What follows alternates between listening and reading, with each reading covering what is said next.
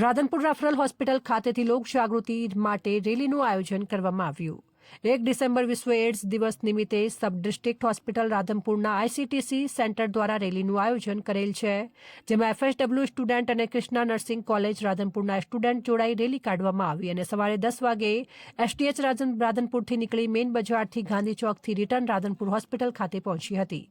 પાટણ જિલ્લાના રાધનપુર ખાતે આવેલ સબ ડિસ્ટ્રિક્ટ હોસ્પિટલથી લોક જાગૃતિના ભાગરૂપે એક વિશાળ રેલીનું આયોજન કરવામાં આવ્યું, જેમાં મોટી સંખ્યામાં વિદ્યાર્થીઓ, આરોગ્ય સ્ટાફ અને રાધનપુર નગરજનો જોડાયા હતા।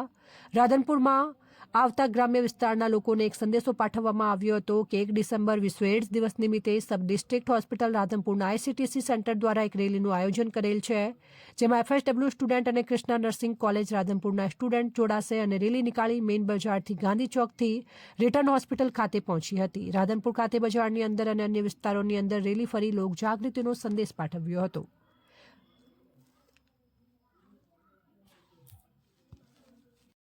આજે 1 ડિસેમ્બર આખા વિશ્વની અંદર વિશ્વ એડ્સ દિવસ તરીકે મનાવવામાં આવે છે।